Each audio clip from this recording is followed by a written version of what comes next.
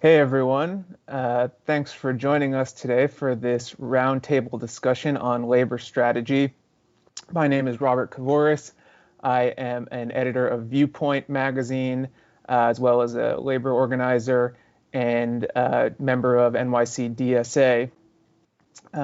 So thank you for joining us. This is our fourth session in an ongoing speaker series about continuing the political revolution put on by NYC DSA and our local Afro-Socialist and Socialist of Color caucus. Last weekend, we hosted conversations about housing justice and canceling rent, where we heard from tenant organizers in Queens and Kansas City. We also heard from 5 NYC-based activists involved in the movement for Black Lives, who discussed defunding the police, fighting for abolition, and the challenges that the political revolution poses to an identity politics of the entrenched Democratic Party leadership. And just earlier today, we were joined by Desi's Rising Up and Moving, some local DSA organizers, and other anti-fascists to discuss the far right in American politics. And you can watch all these discussions by checking out NYC DSA's YouTube page. For many of us in the DSA, the most important thing to come out of the Sanders campaign was a new convergence of unions and movement groups, a coalition that has included the Dream Defenders and National Nurses United, Ethiopian packinghouse workers and tenant organizers in East LA, Miss Major, and the Sunrise Movement. And so we'd like to build on this convergence by making it more formal, more durable for the long haul, and more capable of being retooled for non-electoral organizing work as well. We also hope to engender more comradely discussion around the big strategic questions across organizations, as well as within them. So before I get into the specifics of this panel on labor organizing, I wanted to encourage everyone to check out the Facebook event and the Eventbrite registration, not just for this panel, but for the whole speaker series. And if you put your contact information into the Eventbrite, which is below on this page, you'll be able to receive more information and updates about the panels that'll be coming up in the next weekend as well. And this discussion, a socialist strategy for the labor movement, is a key part of the broader mapping of the political revolution. The Sanders campaign brought together some of the most left-wing unions in the country, and he gave rank-and-file organizers another wedge to organize around in their workplaces. He inspired teacher organizers to build for strikes in West Virginia and Arizona, and mobilized his supporters to join picket lines across the country. Since the race ended, the coronavirus has created new challenges for workers' organization, from logistics to retail, schools to the healthcare system. New insurgencies have been kicking off in surprising places, despite the limits imposed by the virus, and in some cases, because of them. Meanwhile, public sector workers are considering flouting New York's famous Taylor Law, which bars them from striking. So we're trying to figure out what are the short-term prospects for solidarity and the longer-term strategy. What kind of longer-term strategy is possible across sectors? This panel wants to ask how we supplement the ballot box with other grassroots strategies for fighting a right-wing political project that has sought to disorganize the working class and provide an institutional basis for reaction. So, to discuss all this and more, I'm joined by some incredible organizers who are in these fights, doing this organizing work. So we have David Klassen, a historian of colonial Latin America, an adjunct professor at BMCC, and a member of Rank and File Action within PSC CUNY. We have Ziad Hamad, a union member and DSA labor activist.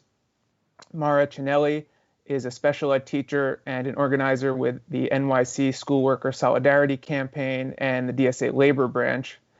And finally, we have Jonah Furman, who was the national labor organizer for Bernie 2020 and a DSA member. So thank you all for joining us today. And to the folks watching, as this conversation unfolds, please do post your thoughts and questions in the chat below, and we'll take them up in turn. So let's get started. So maybe to start out, just you could each tell us a little bit about how your workplace organizing related to the Sanders campaign, or if you worked for the campaign, maybe say a bit about what you did. Did your organization endorse Sanders? Did you personally do canvassing or other organizing work around that? Were there conversations in your unions or organizations about the different aspects of the political revolution? And did you see a change in membership in terms of size, militancy, or the kinds of issues people were interested in. And let's start out with Mara. Hey there. Yeah, thanks for organizing this series. I've been following some of it today and last weekend, and I think this is a really excellent sort of start to really hash out what are our long-term strategies. When it comes to the Sanders campaign, I personally was not participating in it. I can speak to more movement of rank and file educators, the rank and file social justice caucus within the UFT. Prior to the pandemic, MORE was a very small organization, a very small caucus with limited capacity.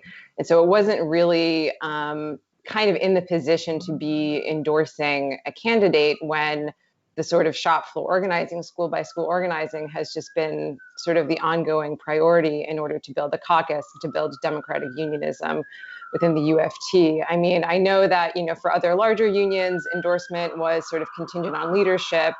And because the relationship between members and UFT leadership unity, that's not really like something that would sort of bode well for membership and militancy. And I definitely don't think that for MORE necessarily it would have been beneficial, because MORE needs to do not only the work in the schools, but strengthening relationships with parent groups and student groups. One of those being Black Lives Matters in schools. So I think the impact. I think there were individual teachers who were sort of doing labor for Bernie stuff, but in terms on an organizational level, I don't think it was sort of appropriate for sort of MORE to really take that on. Thanks. Ziad, would you like to chime in next? Yeah. So my union basically sent out a questionnaire to membership, and it was what candidate would you choose for president? And here are all the things that this presidential candidate said to kind of like solicit our endorsement. The three people that we got responses from were Trump, Biden, and Bernie. Pretty boilerplate in terms of Trump and Biden. And then Bernie was like, I've been to this strike. I worked on this legislation. I worked on these worker protections that are for everyone, not just your union. Like, I went through just like blah, blah, blah, blah, blah, just like all this stuff. And it's really absurd that our membership wouldn't all just be like, oh yeah, no brainer. Like, let's go Bernie all the way.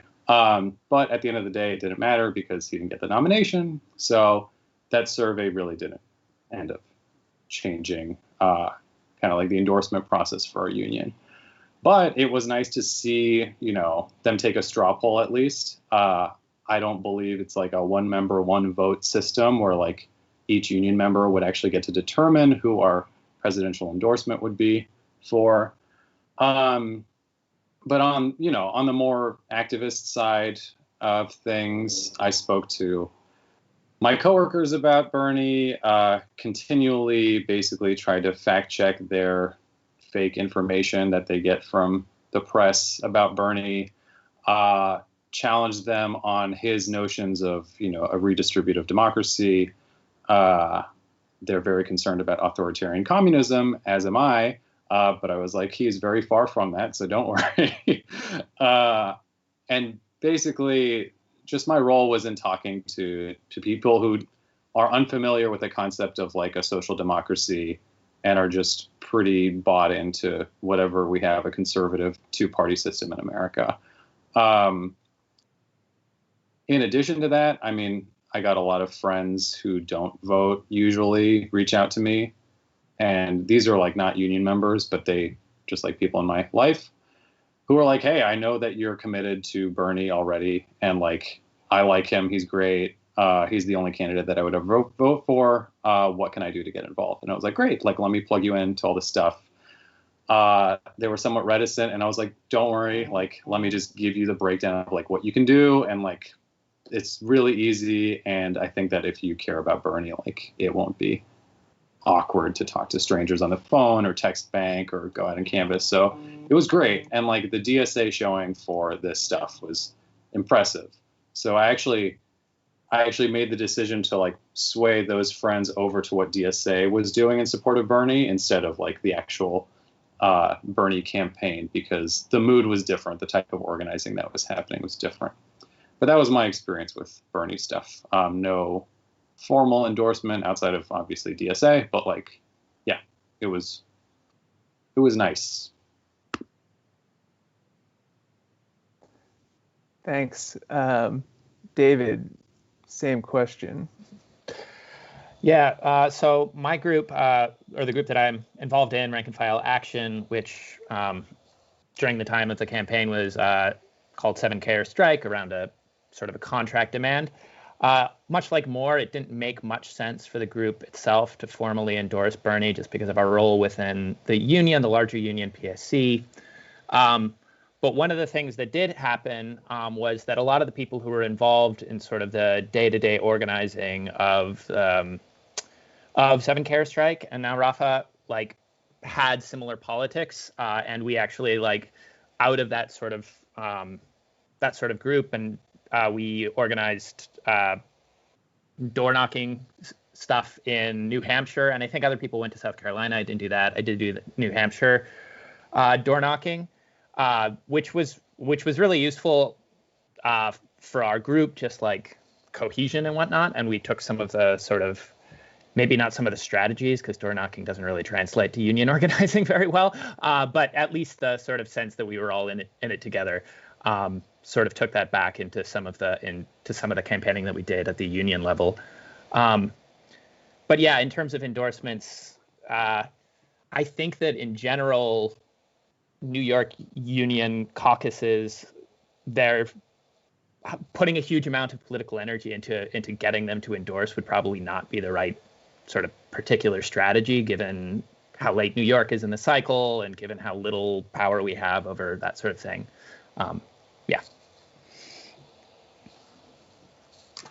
Yeah, thanks. And hopefully I think that last issue is something we can return to a bit later, about endorsements and what role those play or don't play. Jonah, curious to hear what you think, having been the national labor organizer for the campaign. Yeah, obviously a different experience than being a union member trying to move my coworkers and move my union. And I feel like I'm going to return to some of the stuff through this talk, but like essentially my role on the campaign was the outside of an inside-outside labor strategy. So, you know, we had a political department that had relationships with union presidents and political directors and was moving endorsements and things like that.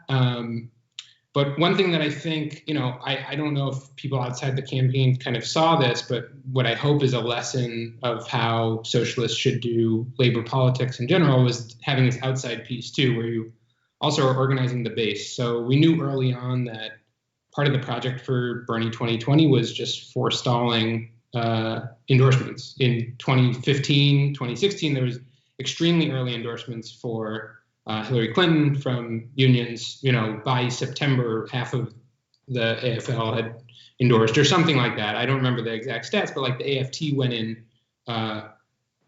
had endorsed Clinton 6 weeks after Bernie announced. So like just for the context, and like 5 days after Trump had announced, it was just a totally different scene. So part of the strategy was just, we know there's going to be union members whose union is not going to formally endorse, but still want to find a home in a working class oriented campaign. So my job was basically to help union members view themselves as strategically situated organizers in their workplace, in their union, and in their community as kind of voice that people respect, of folks who are whatever you want to call it, people who created the middle class or invented the weekend or whatever. There's still like a place for union members, as you know, all this stuff that people really, it really does matter for folks. So you know, my experience was really interesting, seeing folks try to look at the workplace and their union as a political space, which is, if you're familiar with the labor movement, that is not a given. I think a lot of people on the left who look at unions are like, oh yeah, they do political stuff. And if you're in SEIU, maybe you like this part of the Democratic Party or something like that. And it really just doesn't translate on the level of membership. A lot of union members are very disengaged from their union, both at the workplace and politically, and how the union runs, all this stuff. It's, so a lot of the work that I was trying to do was, we had about 15,000 union members in the mix who were trying to move Bernie stuff in their sphere of influence, whatever that meant. And it was very, I think, we were starting way behind. The left in general starts way behind in this country. And we were just building the muscle of people going to, go outside your workplace and talk to people as they come out, or go to the union hall and give a 2-minute speech if they'll let you get on the agenda, things like that. But I do think, we laid some foundation for that kind of work that's going to hopefully carry for the next 5-10 years. Thanks. So I guess to, delve more deeply into some of the topics that you all raised already, within our unions and organizations, we often called Bernie the working class candidate, or a candidate who represented the working class or was running a working class campaign. And sometimes that seemed to be a characterization of his strategy, like his campaign would mobilize large numbers of working class voters into the political process.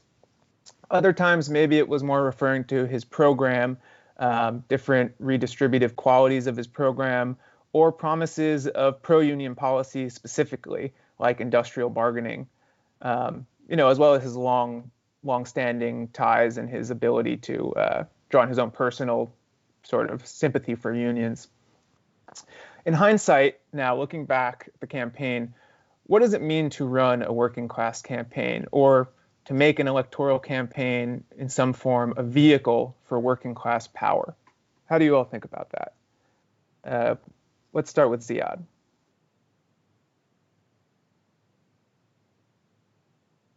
I think you're muted. Sorry, I missed the last sentence. I think. Oh, just how do we make an electoral campaign a vehicle for working class power or thinking back on your experiences or what we saw during the campaign? Gotcha. My issue with electoral politics is I don't have the best handle on it. So if there's a sword and shield strategy to union power, electoral is definitely, and legislative work is definitely the shield, I feel like. It's a place where you secure worker protections. It's a place where you find legislation that helps you build something. I think it's a mistake not to look at the legislative arena or judicial arena. I know a lot of people don't believe in voting. I think that there is a very good reason why you should care about voting, not just in terms of worker protections, but a host of other issues that we face day to day. With Bernie, there was a point at which people were very excited that he was using his contact roles to promote solidarity actions with people who are taking workplace organizing to the next level, strikes or walkouts or whatever. He was materially supporting people by bringing out people who cared about Bernie to worker solidarity events. That's huge. No other candidate is doing that, nor do they want to. They don't want to endanger their relationships with the people who keep them in office. I know, I sound like Bernie now. Because, why would you advocate for worker protections when that gets in the way of business interests, right? If you're a conservative or a liberal, you don't want workers to see themselves as having this entitlement to public support. Not in terms of financial support is what I'm talking about, but the people off the street coming to support you if you're on strike. And I think Bernie was one of the few candidates who has done that historically in the United States. There are other people, of course, who have made statements about how important unions are, how important it is to protect workers, protect jobs. Trump talked a lot about protecting jobs and reducing offshoring. I think his track record shows the exact opposite. I'm for what American politics are, I think Bernie has been one of the most exciting politicians. I mean, that shows on the left, but also in terms of people who are probably less interested in the Democratic Party and don't view themselves as leftists, who are just like, hey, this guy is like acknowledging that there is an evil in society and like is not content with it. So I thought his aspirational politics were good. I was concerned about what he could do in office, but honestly, if he passed some packages for workers that allowed them to build power, I don't see Warren, taking that stance as strongly, perhaps. I saw him thinking about worker solidarity internationally. Warren did not do that. So, and I'm not even speaking about the other candidates. They didn't care about any of this stuff. So I thought he was a great model for what people could build on. Definitely the most radical for this country and many other countries. But yeah, I don't know, that's it.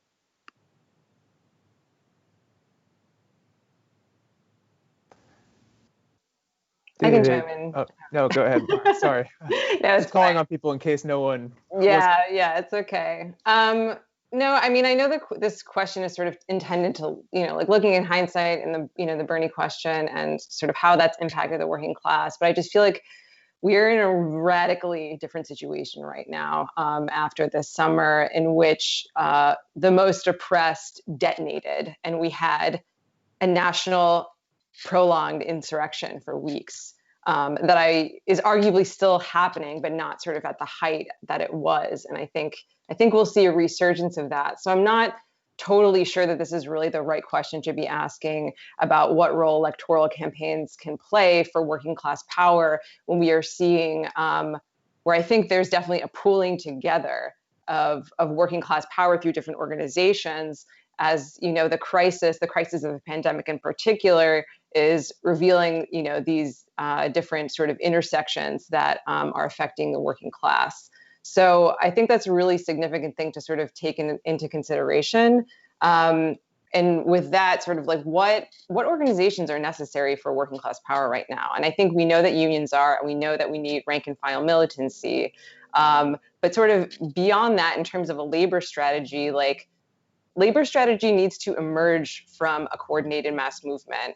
And I think in New York City, which is incredible, we have so many organizations. I think we do have a strong left in terms of base building. There are a lot of small organizations, but I think we're really starting to sort of get those together. There's Racial Justice Working Group in DSA is organizing or just sort of launched with a bunch of other organizations an action for October 17th to defund the cops.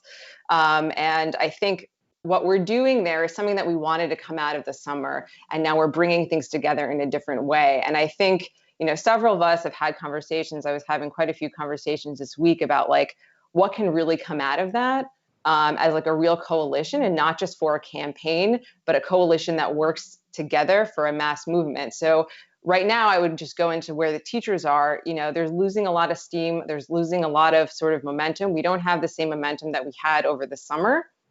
And things keep changing in terms of what the mayor is doing. And, the school by school organizing is exhausting and tiring, and people are going to get sick and die. And I think within the scope of that, something like this sort of level of coalition building or mass movement can help sort of be part of the wave that supports teacher struggle, or be part of the wave that supports, tenants who are going to be evicted and the most vulnerable who are affected. So I think there are definitely things that we can kind of learn, but it just doesn't feel appropriate right now to be looking on a national scale with a national electoral strategy, because the left is really not in a position to do that.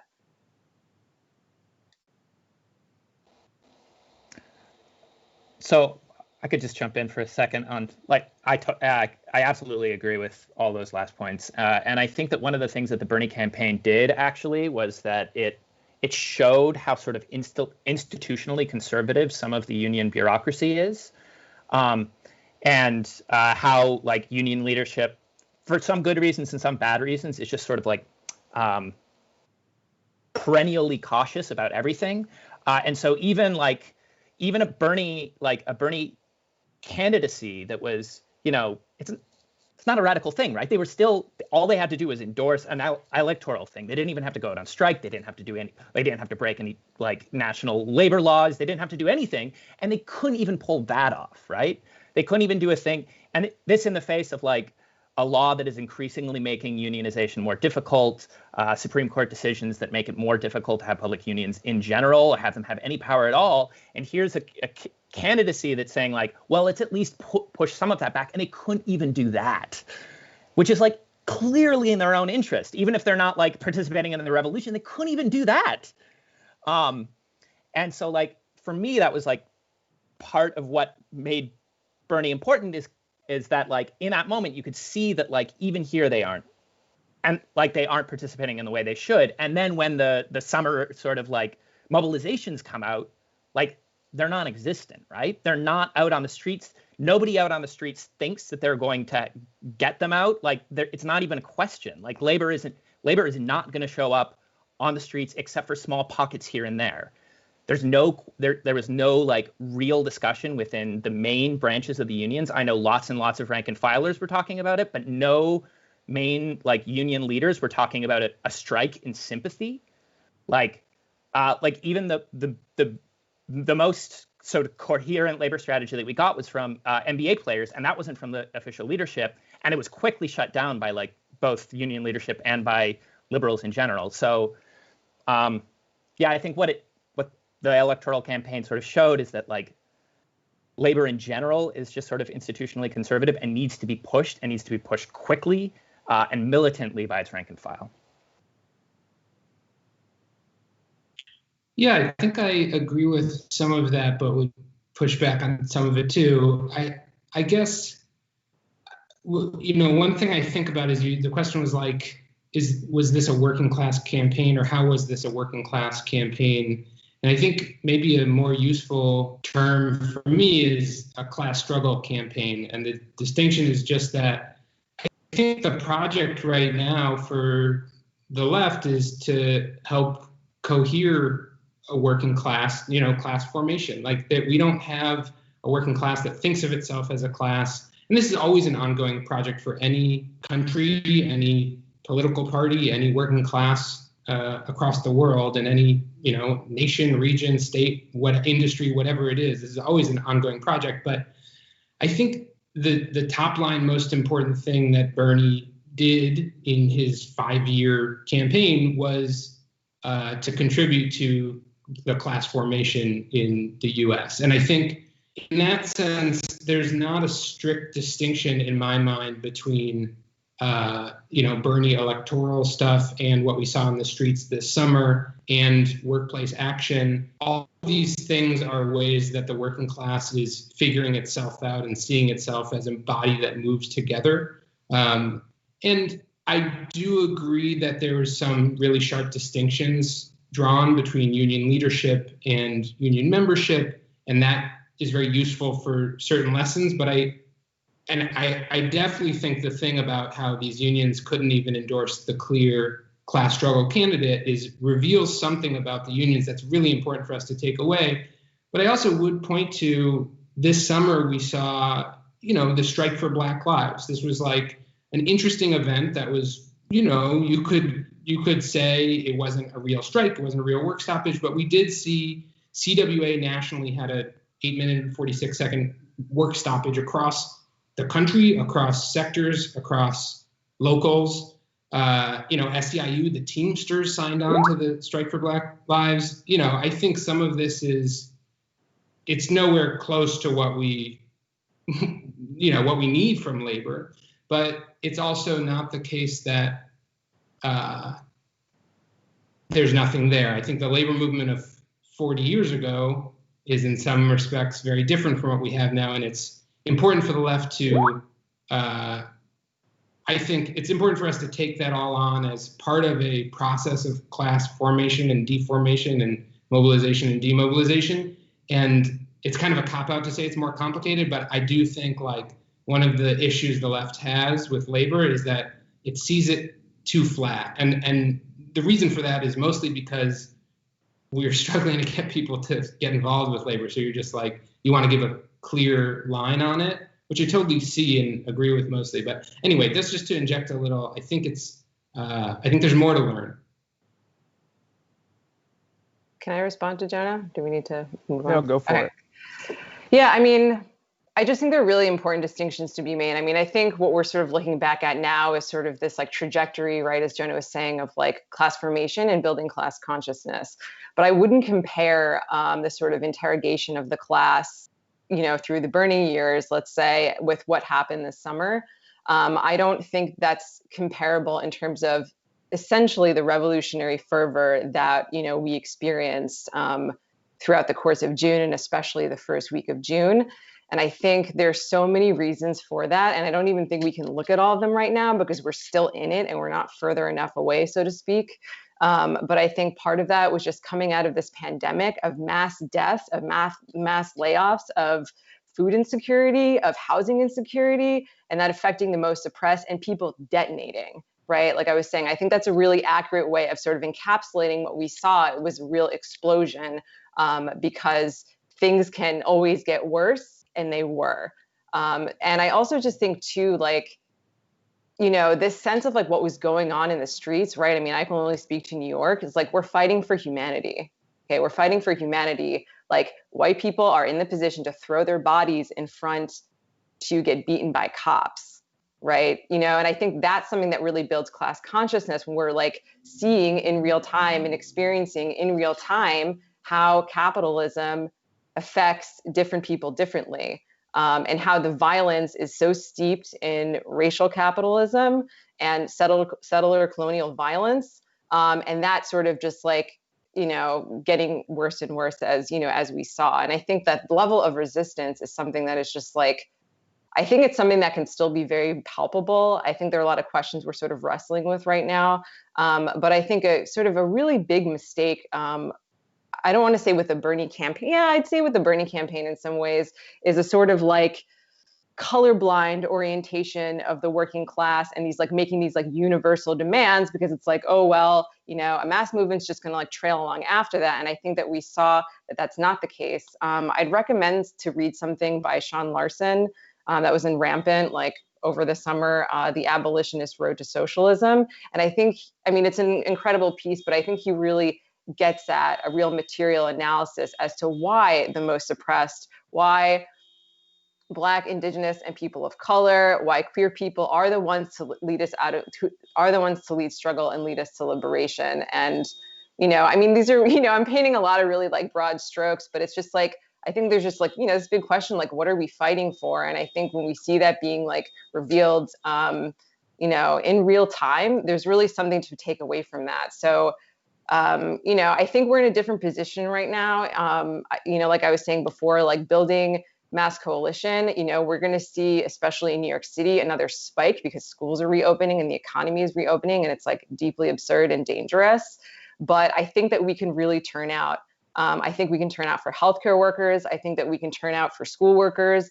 And I think we're really starting to do that. So I just want to like highlight the sort of this, like this fervor and this real shifting and a sort of coalescence that at least within New York City, I think is very present. Yeah, thanks for that. I think we're hitting on some important themes and points of debate as well in the left more broadly. So I'm glad. And I hear we don't just want to talk about the Bernie campaign. And I have some questions to raise that I think will help us talk more about other facets of labor's articulation with struggle in the U.S. today. So I'll ask this question, which is both about the Bernie campaign and labor's relationship to the uprising this summer, as well as to other struggles that have emerged recently and historically. And that is, as some of you mentioned, it was not an easy thing, and in many cases not a possible thing, to get big union endorsements for Bernie, even when he could demonstrate his sort of class power bona fides or something like that. And in fact, in New York, we've seen candidates who are running themselves who could not get the endorsement of their own unions. And despite some of the things that Jonah mentioned, ways that the labor movement did respond to the fight for Black lives in the last few months, I think a lot of people would still say there were severe limits in that and severe limits in what labor did. So I'm wondering how you all explain the fact that some parts of organized labor have had trouble or have maybe there's another explanation for not getting on board with the Sanders campaign or not responding to movements that emerge in the streets like we've seen. What is the explanation for that? How do you all think about that? I haven't heard from Sia in a minute, so. Yeah, you're giving me first crack at a really difficult question. I mean, some folks hinted to this in the last section. Unions are in a tough position where, like, they are begging for Democrat support, and the Republicans are constantly attacking their ability to do anything. And, you know, tons of books have been written on unions about their limitations in challenging capitalism, because at a certain point, you do need a relationship with your boss to negotiate unless you have the backing of your membership. So I think the crux of the problem, and this is like, you know, you hear this all the time, but I still do believe it. Like, you need democratic unions as much as you need democratic any other institution. And so if you built a union where you actively debated issues that were faced in your workplace, outside of the workplace, the internal politics of the union, what endorsements should happen, and how that process should work, you would have a much stronger union, and you would be able to say, look, I, as a union official or president or whatever officer, did not make this choice. The membership made this choice, and I'm just doing my job in representing the membership.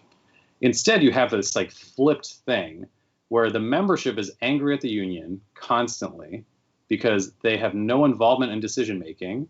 The leadership hasn't scaled or scaffolded basically any involvement for the rank and file to make decisions for themselves. And so you have the same problem that's replicated in every institution, from like the United States government to the smallest like community board. No one is feeling represented. Everyone is furious at the officers. The officers make calls that are unpopular. And sometimes they're really bad calls. Other times they're pragmatic calls. And I think that unions are very much in this like conservative pragmatism that is meant to not get them in trouble with their members, so that decisions like Janus don't make them totally crumble under the weight of like their own institution without any resources. These are massive questions that we should ask of any institution. And I think that, you know, people love to tout unions as like the worst manifestation of this problem. But no, this is a institutional problem for any organization. Like running a nonprofit, I have experience doing that. It's the same fucking problem. Sorry, curse word.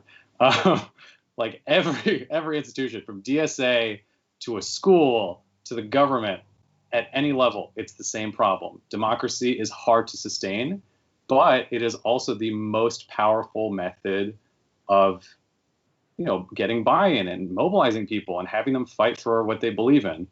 And I think that our unions, unfortunately, have been put in a position where they were purged of the people who are interested in doing that work, literally purged of those people who are locked up or shipped to other countries, or just like scared out of organizing. These are leftists, these are non-leftists, it doesn't matter. And they've turned toward like the easy route of like, I'm going to run for office for union leadership in the same way that a local politician runs for office and tries to hold on to that with everything they can through personal relationships, because that's the resources that they need to stay in office. So union democracy, like, yes, love it. The problem there is, how do you build a culture of people who actually want to get involved in a democracy? I think that is the second problem we have with our society, is it takes time to do this work. And if you're going to take hours off of your day, if you have kids, if you're just exhausted by your work day, if you have a second job, if you have stuff to take care of at home, if your commute is 3 hours in each direction, you're not going to be like, yeah, let me go to the union hall and like knock some stuff out with my buddies, or like Yeah, even if it's related to shop floor issues. If you invite people to a meeting and they don't see any value in it because they're exhausted, and the local is not a welcoming space that's like fun and interesting, people are going to be like, why would I do that? And so they lose the democracy. It's a catch-22. The officers who may want a democracy can't get the membership to show up because they don't have the right methodology. And then the members are upset with the officers because they're like, I don't know what's going on. This sucks. My union is crap. I'd rather not have one, or I'd rather pay dues and get all the protections, but not, be represented by this person. It's a really tough situation.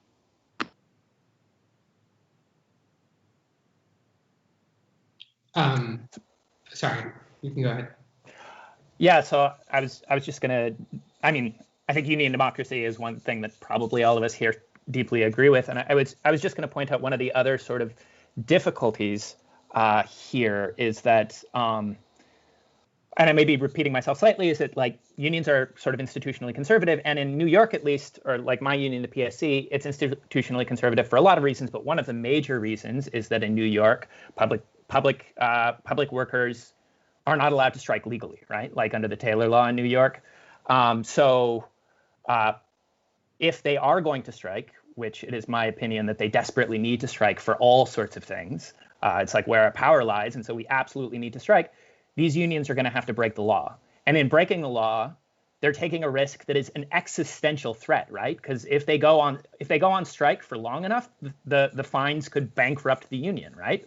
Like their elected officials from the union could be jailed. Like it's like, if the union does strike and doesn't win, then that's it, right? That might be the end of the union. And so like, you can understand that sort of caution in taking the step to actually strike. But the alternative is just this like constant like narrowing of what is possible through union. And I think one of the reasons why a lot of people don't get involved in the union is they don't view it as a place where these sorts of questions can get answered because the union doesn't have or isn't willing to use the tools to actually do it, right? So for example, like during the summer when people were on the streets and occupying City Hall and doing all of these sorts of things in New York, there wasn't much talk of like going to the unions and asking them to strike. In other countries, when the state represses protests, one of the things that happens almost immediately is there's a general strike called by all sorts of coalitions of unions, right? Like they might not be the first on the streets, but they're there. And in New York and across the country, that's just not the case, right? It just isn't. And I think that hurts union democracy because why would you spend the hours after work at a union meeting if you don't think that union is actually going to have your back on like keeping you from being evicted, keeping you from being harassed by police on your way to work because you're black, keeping you from being fired? I mean, we can get into this, but the PSE, my union, because of austerity, because of current COVID-related austerity, just lost a tenth of its membership. A fifth of all adjuncts were fired, and they didn't strike. What is a union supposed to be for, except for like one of its main things on a list of it's supposed to do is protect its own workers? And it wasn't its strategy was let's file a lawsuit, which has already been thrown out of court.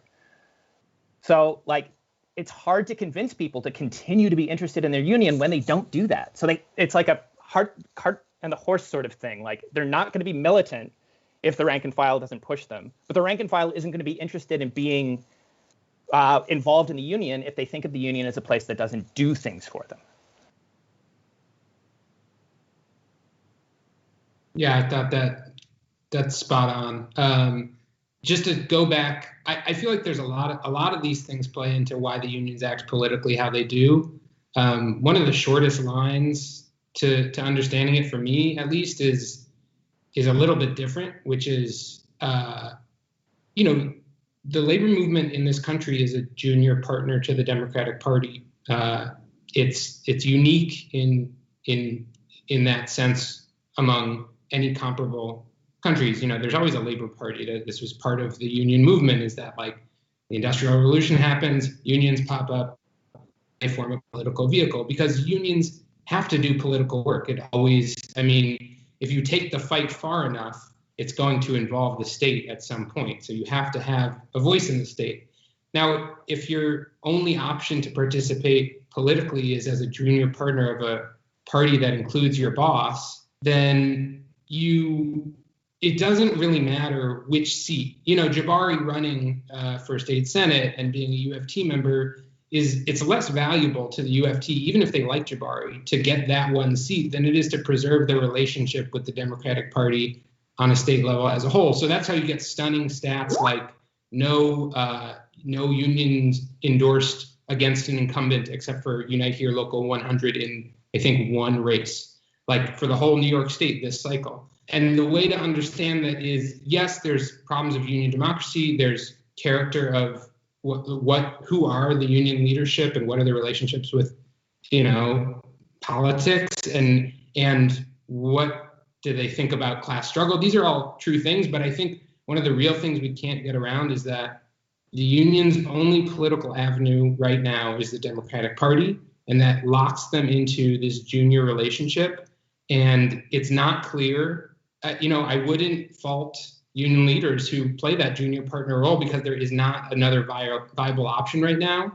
But the task, I think the measure right now of unions that are acting ambitiously politically is like, are you moving towards getting out of that relationship, right? If you're not moving towards getting out of that relationship, then I really have no sympathy for every time that you put your members out knocking doors and get nothing legislatively for 40 years. Like, this is to be understood. And I think, it deserves some indictment that our union movement has never dealt with that. But on a cycle to cycle level, I think it helps, again, to understand, this element. I will say that doesn't excuse the very paltry showing. I spoke about the strike for Black Lives before, not to say that that was like an impressive showing. It was impressive for the U.S. labor movement to do anything with a political character across locals that didn't involve one employer, basically, it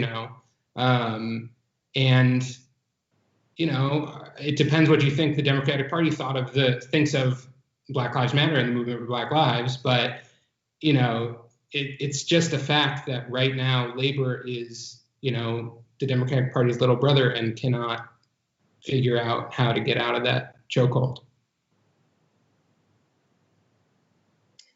Yeah, I think related to what Jonah was saying is just looking at the way U of T leadership has really just been working very tightly with the chancellor of the DOE and Mayor de Blasio. And so towards the end of the summer, there was a strike threat, which, I think we all kind of knew was like a real bluff.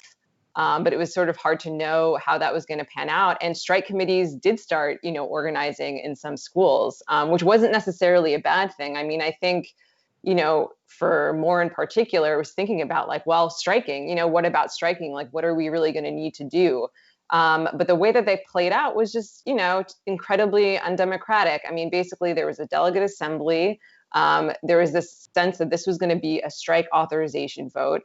And I think that morning or the night before, Michael Mulgrew made a deal with the mayor that just totally screwed everybody over and did not meet any of the demands that Moore and community groups have been developing like all summer long for what does a safe reopening look like. And there had been all this work, and I'm sure Unity leadership probably knew something about it, but they weren't interested in actually incorporating that to not only protect their members, but to protect students and protect the entire city. So it was a total sham. But I think that, I hope that in certain ways it sort of like ignited things, which isn't just to like discredit what was going on over the summer. I think coming out of the end of the school year last year, there was a lot of organizing to do with, and Moore. Moore is now a few hundred dues-paying members. That was not true before. So I would say sort of like despite, the union bureaucracy, like the rank and file, this particular caucus, which is sort of driving, most of this organizing, like has been growing. At the same time, sort of like in the bigger picture, there's like this contradiction really between the activity of like teachers, within Moore, let's say, and, what Unity leadership actually has in mind for itself. So I think that that's, it's something that sort of everyone knows. I'm not really clear on like what's the strategy around that, but I I think it's pretty clear that's really, the rank and file activity, that's gonna pull us forward, and obviously, developing different kinds of supports. But at this point, like, I just think that there's a lot of like jumbling things around with like the school reopenings, and I can't be totally sure, but I'm just wondering if that's like strategic to like throw off all of that organizing, right? If like, District 75 kids are being sent in first, and those teachers are preoccupied with that, is that disruptive to their organizing, right? So I'm not really sure. I can't be sure how like, why those decisions are being made on that end, but something tells me that it's strategic to sort of, to break up what's happening.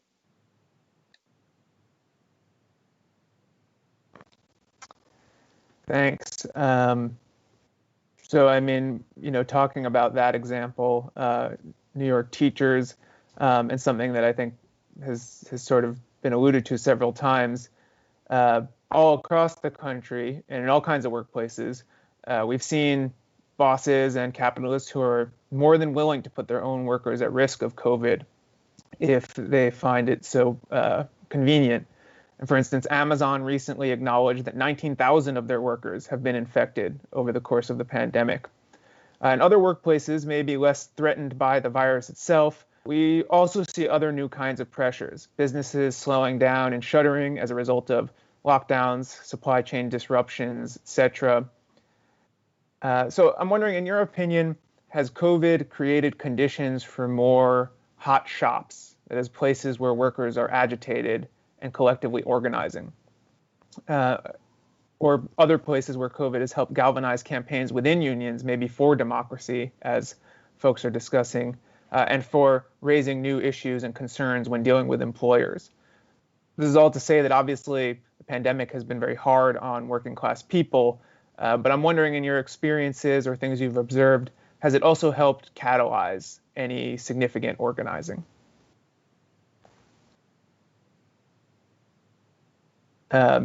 Jonah, why don't you start off? Sure. Yeah, I mean, what comes to mind is when I was, at the end of the Bernie campaign, we were kind of flooded with these inquiries from people who saw the campaign as just a place to say what's going on in their life. The Bernie campaign had this kind of wild system where you could like write a Facebook message or text or email, and there was live volunteers who would find a home for whatever you're talking about, no matter what it was. So even not related to the campaign. So I started just being a labor organizer on staff, started getting just hit with all these things of, my factory has no running water, or they're going to shut us down, or they're not going to shut us down, or there's no protective equipment, or somebody's sick and nobody said anything. And so that experience, I sort of turned that into helping found this Emergency Workplace Organizing Committee, EWOC, this new project that was only possible because there was crisis in probably tens of thousands of workplaces. And it's a really interesting project that I think people should learn about. It's a project of UE and DSA, and it's specifically responding to rapid response, mostly non-union workers who are in some sort of crisis and need to talk to an organizer about something they're trying to do this week for like basically life or death. I mean, now most of the cases are less life or death, but there's still plenty of places that have no PPE, no anything like that. So I would say it definitely sets something off. I would also I always say this about, the idea of like something accelerationism or something really bad happening and like creating more activity is true to a very specific limit. Like I think we can celebrate that people are fighting back under horrible conditions, but I just imagine how many people are just beaten down by this stuff. So I don't know how to exactly assess that. I think like for some people who found themselves in immediate crisis and found a way to act on it quickly, it did create more organizing than we ever saw before. But when I saw that report from yesterday or 2 days ago about 20,000 Amazon workers who've gotten COVID, those are not 20,000 workers who've organized or successfully won their fight, and I don't think we can say that the working class will be, just has to get immiserated enough before the fight back starts. So that's my only kind of cold water on that. But I do think there was, especially at the beginning, some amazing stuff got started. And I know if you look at like NLRB data right now, there are more elections happening. There's more official union activity happening on top of just the organic walkouts and things we saw, things like Moore in New York City, but also just Domino's workers in California. I just remember like every kind of worker did something somewhere. So yeah, that's kind of my assessment so far. Just to follow up on that really quick, I think that, the caution about sort of accelerationism is well taken. I think that in my organizing, I found actually, this sort of double-edged sword of like increased precarity, which is that like even in like the same conversation, you have like these two impulses, which is one, the situation is getting a lot worse.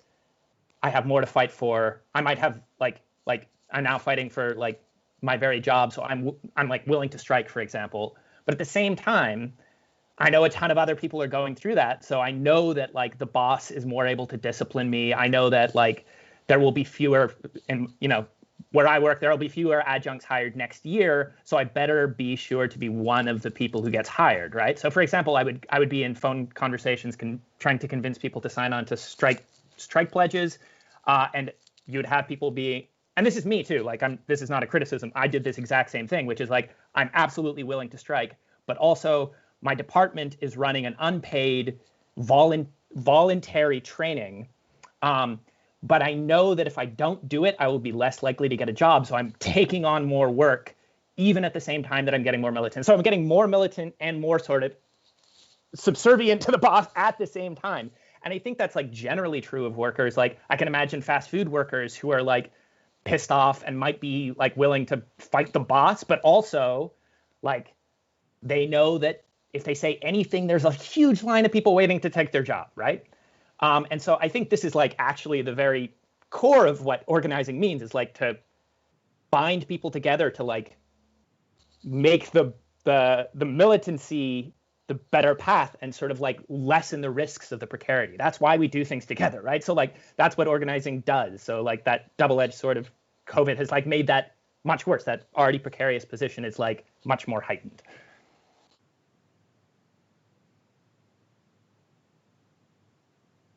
I guess I can chime in here. I think whatever as socialists, as communists, we kind of think about like what is crisis, and crisis sort of accelerating, right?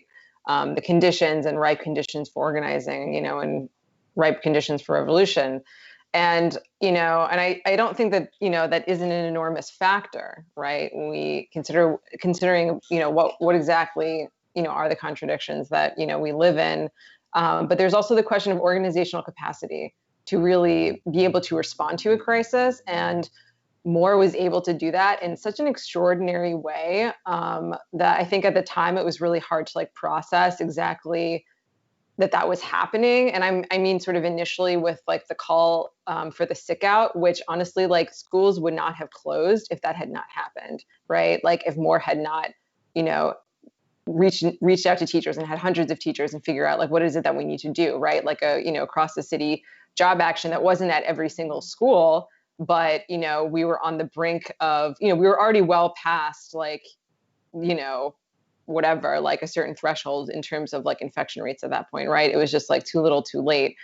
And beyond that, just on an organizational level, like Moore really was able to like develop a real infrastructure to like embrace and be able to actually have like a lot more members. And one of those structures is having district committees, committees within the different districts in New York City to be organizing in, so that they can really be coordinating their activity among their schools. And in addition to that, working conditions committee, social media, which has been essential, especially in terms of like documenting all the horrible conditions inside the schools and getting them to the Post and getting them to different publications. I mean, there really was all this experience that Moore has had, especially the core members of Moore over the past, whatever 8 or so years, that to really have learned from that and to really know what works. Because I think what happens and what can happen in like this sort of these slow and steadier periods is just like, okay, we have this caucus, we're building a Democratic caucus. Like you can have these like different ideas of what that looks like and what that should mean. Right. But over time, which isn't, and I'm not going to downplay like the relationships between people too. Right. That's really essential. But, just being able to rise to the occasion and to like know what it is that we need to do. And I think right now, sort of my assessment of Moore is like, well, the core people who've been in Moore could make a decision, right, about what to do. But the goal is building a Democratic caucus, right? So how are we going to carry out building this Democratic caucus, through this particular phase and ensure that we're, building what we want to build? Yeah, I feel like politically, the issue of acceleration or crises is a difficult concept for me to grapple with. I mean, I remember 2016, some people are like, if Trump wins, people will realize what kind of country this is. And I'm just like, well, we've always known, but nothing's changed. So what are we doing about it? And I think the same goes for workers in terms of organizing. I mean, as Jonah said, like if there's nothing for people to turn to, if people don't know what it means to organize, if they don't have a personal connection to someone that they can reach out to and say like, hey, I've never done this before, or like, I don't know what to look up. I don't know what to read. I don't know how to even start thinking about this. They have to wing it. And, a lot of places have, but at the same time, there are a number of people who are pitted against each other. There are a number of folks who aren't in the public eye who are essential workers who don't get the same recognition as nurses. And look at how they treated nurses, And yeah, I don't think that people are like viewing themselves as deserving more as a result of COVID. In fact, I think that people are very content with just getting PPE and not getting fired. That's the main thing that they want. They are happy to have a job where they are at risk every day, maybe to get like $1 or $2 raise for hazard pay, which is absurd. I mean, in my union, we got like a cushy package, the best package I've ever heard of. And it was from the goodwill of the employer, which is absurd. Like I would never have thought that would happen. But like, I'm lucky and tons of other people are not lucky. I think the majority of people are struggling.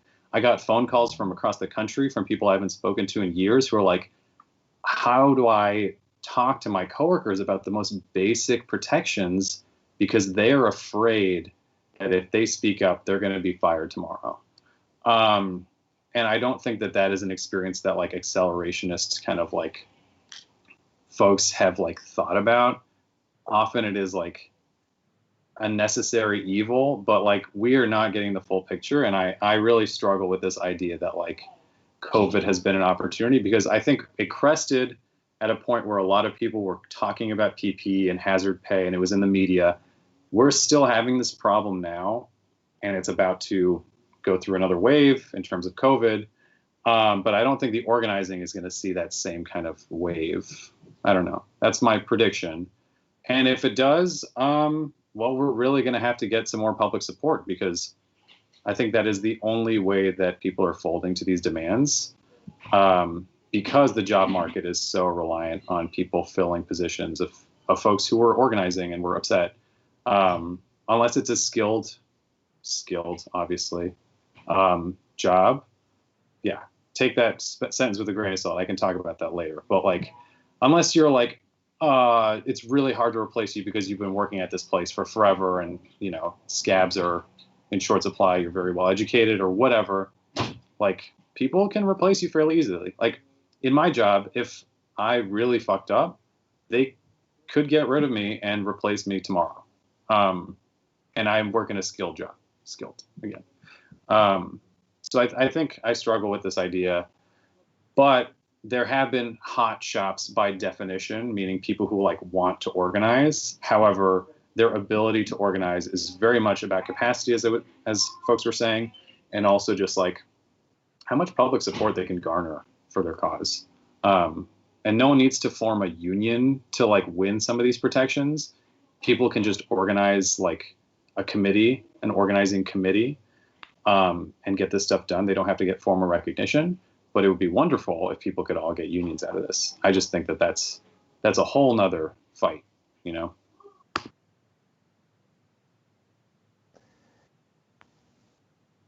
So I guess a question related to maybe that last point about indeed not just to the extent that there are opportunities to organize raised by a sort of crisis, but also the major challenges that come with that.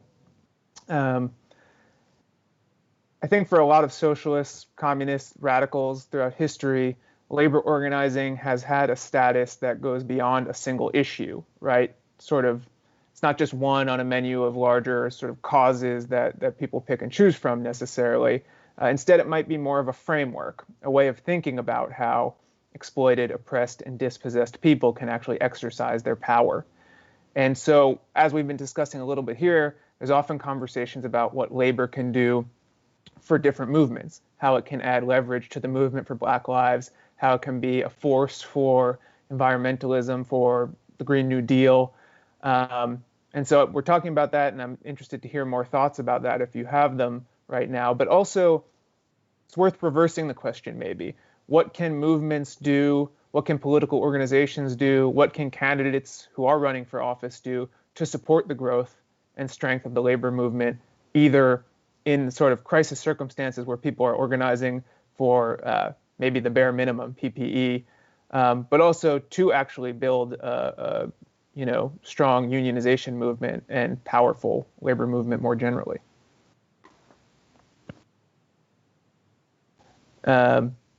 David, do you mind taking that up? Sure. So let me just see if I got the question right. So what can the labor movement do to sort of back movements, and what can movements do to sort of revitalize the labor movement? Yeah. Okay. So I think this is a little bit obvious, but one of the things that the labor movement can do to back movements is use the enormous amounts of power that they have, the various levels of power that they have, to back those movements, right? Like when people are out on the street making demands, unions have resources that people on the streets regularly don't, right? They have call lists. They could call people and tell people things that people are coming. They have organizational skills. They can convince people that being out on the streets or being supportive of the movement is the right thing. They have resources. They have money so that they can do all sorts of things with that. And those are all like the most conservative things they could do. They could also strike, right? Like, I'm going to sound like a broken record at this point, but solidarity strikes are glorious things, right? And it's something that hasn't happened very much in the labor movement in the United States for a while. But like, if people are out on the streets, people should be willing to strike their labor. And very often the people out on the streets are the same people in those labor movements. They just bifurcate those two parts of their world, right? Like they're out on the streets at some points and then they're in the workplace at other points. And they don't think of them as often being connected, right? So like being willing to strike for people's like whole lives is one thing. And then how movements could revitalize the labor movement. I think they're kind of doing it, right? By being out there and being militant, they're asking questions of those people in labor movements. They're forcing these questions into sort of workplaces. They're forcing people who consider themselves on the left,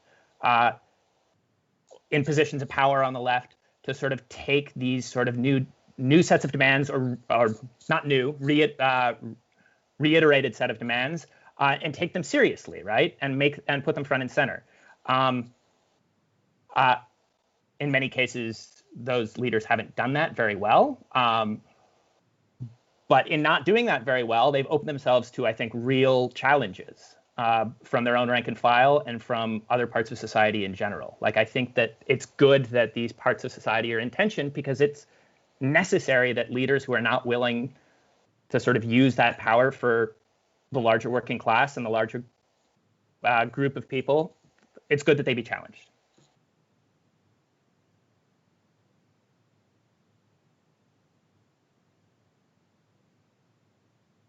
Anyone else want to jump in on this? Sure. Yes. Go Oh, ahead. sorry. No, go ahead. Go ahead, Jenna. Okay. Well, I feel like there's kind of two parts to it. Like the beginning part of your question I think is really important. The thing about, is labor one on a menu, or is it sort of, I don't know, a framework, or however you want to put it. I think one thing that, like, I don't know what it has to mean for our strategy or for our orientation, but I know it's why I am in the labor movement, is that the stock market is actually a good example of this, right? We saw in the pandemic, right? The economy is clearly tanking and the stock market is just doing fine, right? The Fed just puts money into it and it just keeps going up, right? Because you think that this should have a connection, right, to the real economy or something, but there's really a place where money can just be money and it doesn't have to connect to the real world. Labor is where capitalists have to deal with workers, the working class. Not nowhere else, but most other places they can be worked around. We can be circumvented, right? The working class can have their gated community, they can have their own, they run the company, they have their own CEO boardroom, but in the workplace, you cannot get around the worker. And there's been other ways that people have described it. Ken Cockrell of the drum movement and the League of Revolutionary Black Workers puts it the best way, which is that it is the weakest point of capitalism. People talk about it as the strongest point for workers, but a better way for me to think about it is like, it's one of the very few vulnerabilities in the fortress, right? They can't keep things going. They can't do what they want if they can't use their human resources, which is the working class. So I do think one of the reasons to orient to labor is because in the final question of when it's going to just become a wrestling match between the working class and the ruling class, it's going to be dispositive what happens in the workplace. If things can just keep going, then the ruling class can find a way to incorporate whatever dissent there might be. It doesn't mean that things that happen outside the workplace don't have an impact. Obviously, mass mobilization in the streets puts pressure on the ruling class as well. But I think we see that in a lot of ways, challenges from the working class can be incorporated into most ruling class frameworks, except if it's a challenge about withholding labor in the workplace. So to me, it's like you can do a lot without the workplace, but you're not going to win without the workplace, right? You can't get all the way across the finish line. And it doesn't mean we shouldn't do things outside the workplace. I think some people take this to mean, okay, like just do, don't even do union political stuff, don't do union elections, don't do movement stuff with the unions. It's all distraction, just build power in the workplace. I think, there's a logic there, but I think this is like a key thing for socialists and communists and radicals to understand. And in some ways is what, to me, defines whatever this sort of left current in labor is like, if you understand that the workplace is where we're going to fight the boss. So anyway, that's kind of what I think is a fundamental idea about left labor organizing. Yeah, I mean, I think to sort of answer the first part of that question, something that I've just really been thinking about and something that I think we all need to think about is the relationship between labor and abolition. And I think one, demand that's come up is expelling the cop unions from labor councils and labor federations. And I think that's it's just sort of an incredible, moment in a way to understand what is our relationship to the police state and racial capitalism and how that's, within state infrastructure. And more broadly, we need to understand the relationship between the labor movement and mass incarceration, which is, something that I just started looking up. I was just interested to try to interrogate this. And there's definitely a minority of labor historians who actually focus on this relationship. And it's somewhat fraught. Actually, there was a piece in June by Megan Dane Jacobin about how mass incarceration affects the labor movement and harms the labor movement because of, recycling millions of people essentially through the prison system and their inability to find work, let alone union work. So another component of that I think is significant is just sort of like when we're thinking about like the composition of the working class and class structure in the United States, like where do incarcerated workers sort of fit into that, especially because they, are being sort of cycled through prisons, jails, and being, ghettoized in communities without, like the resources from the state. So yeah, I mean, I think, this is significant in terms of like the underpinnings of this, country and its dependency on slave labor. And I think it's really important to highlight that because this really is part of our labor history and our, in our labor movement, in my opinion, is that throughout the pandemic and the uprising for Black lives, there's been a lot of actions happening inside prisons and inside jails. And that also includes ICE detention centers. And we really we can't forget, our comrades behind bars because it's just, we're not going to win. So I think that's sort of like figuring out where, let's just say rank and file unionism, because I just, feel like we're all trying to build a democratic workers movement here. Like what can we really be doing, in terms of, addressing mass incarceration? I heard people mention socialists and communists in our labor movement, but no one said anarchists, which is very funny to me.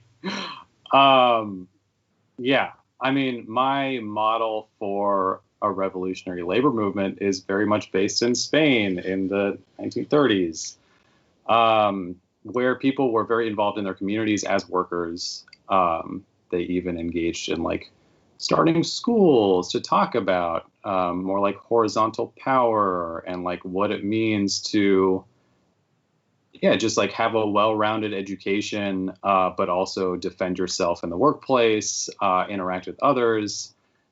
Yeah, I think that the labor movement had a much richer history than people give it credit for in the United States.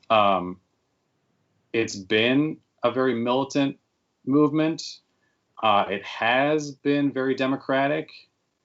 Something happened where that train was derailed, and we're left with basically the scraps. And we're trying to rebuild something that is for everyone. You don't have to be a socialist, a communist, or an anarchist, whatever you want to call yourself, to be part of the labor movement or to get involved in something that is bigger than your shop floor, than your union. I mean, the biggest failure of the labor movement in my eyes is looking to their membership as, it's like navel gazing, you look to your membership, you're trying to make them happy, but you never look outside to see what's happening. And that basically the ground is crumbling in front of you. So if unions don't get involved in what is happening in the public sphere, I mean, corporations are putting out statements on Black Lives Matter that mean nothing. If the labor movement can't do that, that's absurd, especially because they aim to represent all workers regardless of, all identity categories. So I think it's much more obvious to some unions to use that as a political tool in a pragmatic sense.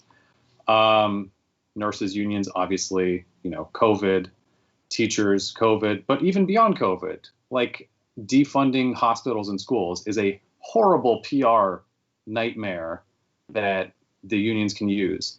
But also free broadband would be cool because the internet is something that everyone needs right now. People don't really talk about that as a human right, at least not outside of radical circles. So I think there are a number of issues that unions could really get behind and work with, and they do. They do work with certain governments and certain political officials to get those things done. However, it's not in the public eye. It's really hard to get things out there and for the messaging to change. But right-wing messaging dominates every aspect of our lives. That's really the hardest part. And so if the labor movement can commit resources to things I don't know, for example, they pass the hat at a meeting and they say, hey, Black Lives Matter, right? a bunch of people got arrested last night in New York City. Who wants to contribute to their bail fund? That would be amazing. That would be a radical statement of support. You've got, TW, yeah, is it TW? Yeah, the transit workers doing these like bus actions anonymously, making sure that they are not taking people to lockup. That's an amazing action that people can take. However, it's very individualized. So if it could be shown as the union taking a stance on an issue, I mean, people would start looking at unions and being like, oh my God, this is wild. Like, these people care about things that I care about. And you see that stuff on Twitter, everyone's posting about like, love a union, would love to have one, but I work in this industry or whatever. Or like, I love my union, but it's still very individualized. And it's a character of like American politics that I think we need to move past. And I would love to see something like, I don't know. It's hard because with teachers at UTLA, like advocating for housing protections that benefit their students and their families, that's amazing. We had a bunch of unions endorse Housing Justice for All's platform on, housing protections for people in New York City, but, they could do more. I think they could do more. And I think that with rank and file members being activated, being frustrated, we are seeing a bit of a resurgence of the labor movement. But at the same time, like, people are being undercut very frequently. Like, for example, like people who just got their first contract or are working on a contract right now are fighting for their lives and for their jobs under COVID because their employers, a lot of them are like these nice nonprofits or these museums or these schools are really trying to get people to act just to get rid of their union. And if the public knew that their reasoning was because they didn't want these people to have a democratic workplace, they would be like, oh God, this is terrible. Like, we're going to just show up and make hell for this employer. But we're not there yet. And I think that's what I would like to see.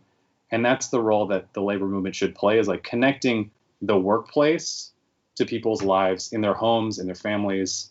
And then hopefully there we can start going to an international direction. There is some of that. But, it seems to be happening behind the scenes. And that's what I'd like to see more of. Thanks so much for those responses. Amazingly, we are almost out of time here. It's been such a great discussion so far. So I just want to give each of you a chance for a quick closing comment. What is one thing you want people watching this to take away today as they think about the future strategy of the labor movement? It's obviously not a question designed for a quick comment, but maybe try it, see what happens. Mara, we can start with you. Putting me on the spot. Okay. I think the one thing that we really need is flexibility. And I think that that's a really, really hard thing to have and to do, especially because, we don't have the strong labor movement that we need. And so I think that there's a lot of sort of possibility within that in terms of like, what kinds of labor organizations do we actually need? Because I think that like, people are going to be cycling in and out of, jobs. There's just a lot of like, there's just a lack of clarity, I think, in terms of how things are going to pan out. I mean, I think we, could have predicted that, the schools would be forced to be reopened because the entire economy, basically reopening the economy, depends on reopening the schools. So, I think that, all of us here aren't, we're fighting for something beyond a traditional labor movement. And so I think that really, we need to have like a real sort of analysis in terms of like how workers are really being affected in all aspects of their lives and, what we can really do. I mean, basically what I'm asking is like, what organizations do we need for the working class? And we need to be sort of flexible and creative with that. Thanks. I can give my final thought. I guess the main thing I want people of the left or of the labor movement to think about and internalize is that we talk a lot about the labor movement dying or being weak, and there's ways in which it totally is, but there's 14 million union members in this country. In the state with the lowest density, South Carolina, there's 55,000 union members. Like, the union movement is, it's asleep, it's getting weaker, sure, but compared to anything else that the US left is in touch with, if all you did was, move the unions into like 2 degrees of class consciousness, it would have this massive scale effect. So I think, people should take seriously the project of engaging with the unions and union members as a long-term strategic project. And I would also say, wherever you're watching from, I know it's a lot of New York City people, but like, there's just unions in your city that have presidents who are listed on a website, and you could email them and say, what's going on with your union? What kind of support could my organization or me and my 10 friends who want to organize with your members do to support your fight? And it's not going to be right now the sexiest fight that you want to partake in, but like, there might be a picket line that you can show up to and build relationships that really will be the foundation for the next 10 years in your city for a left labor grouping that like we just have to do. So it's like kind of like eat your vegetables, and also like they're good vegetables. It's exciting. There's a lot there. It's not as, don't be, union people are like pessimists, but like there's so much right there. If the labor movement woke up, we would be in an entirely different political reality. So.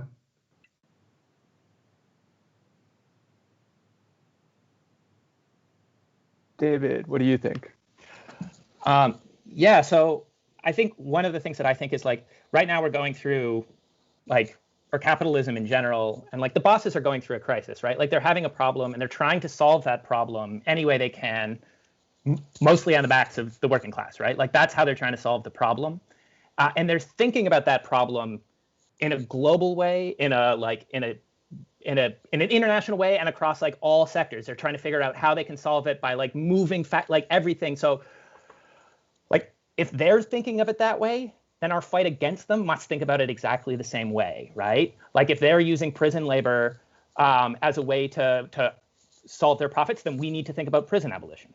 If they're thinking about like exploiting a country with lax labor law and lax environmental law, we need to think about international solidarity and saving those people from like targeted union assassinations, as happen, right? Like every time that we give up this sense of solidarity, we give capital an opening to undermine not only those people, but also ourselves, right? And as such, we need the fight to be militant and universal and like all in and like abolitionist and everything, right? Which is to say that we need the revolution, which is hard. I don't know. Definitely hard. Ziad, you have the last word. Oh, God. To change everything, we need everyone. I mean, I totally agree. I get frustrated when people think that they can just do this, single-handedly.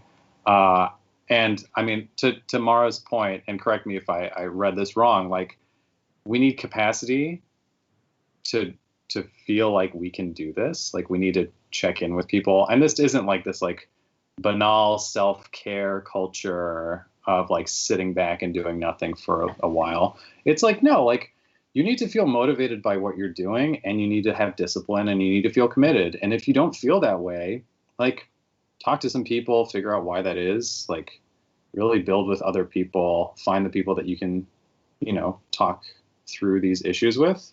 And I know it's like a fucking cliche, but solidarity is like the wildest concept to so many people because we're so atomized. But if you show people that like you genuinely care about them, even if you're like annoying or whatever, like if you show your neighbors and you show, the people you live with, and you show your family members and your friends and your coworkers that you are available to help them through a problem, I think that is a cultural thing that, people are missing.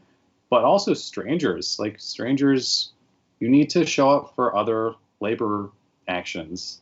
You need to invite your friends to things that they're uncomfortable with and try to get people out of their comfort zones to try something new that is in line with the labor movement or something else. Invite your coworkers to actions, like try to get them to think about politics in a different light. I feel like the main thing is, at the end of the day, if you're tapped out, you need to have people that you feel like you can lean back on and that they want to build something with you. But generally, I think it is about capacity and institutions that have the will to fight for something better. And I would say that's why I'm in the labor movement as well, is because, I'm here to fight for my coworkers, but I'm also here to like show up for someone else in my union that I've never met, who is not even working for the same company. We're in the same union. I don't even talk to them. Or someone who has not been unionized, and I'm just like, hey, like, do you want to hear about like what we do? And I'm not a very social person, so I would say this might be a hurdle for some folks, but I think if you're invested in it, and that investment takes time, that is part of what we need to do is challenge ourselves to step out of our comfort zones. But also you need rest. You need institutions to support you. So like if you get suspended from work like I do, make sure you have a union where they can give you your day's pay by passing that. It's very nice. All right. Well, thank you all so much for speaking today. Really enjoyed the conversation. And thank you all, everyone else out there, for tuning in. Hope you got something out of it. And sorry we didn't get to cover all the questions in the chat, but obviously there's a lot to discuss on this topic. So hopefully the conversations keep going outside of this forum. In addition, please check out the Eventbrite page that's linked below to see what we've got in store next weekend and to keep up with future events along these lines. Thanks so much, everyone. Have a good night.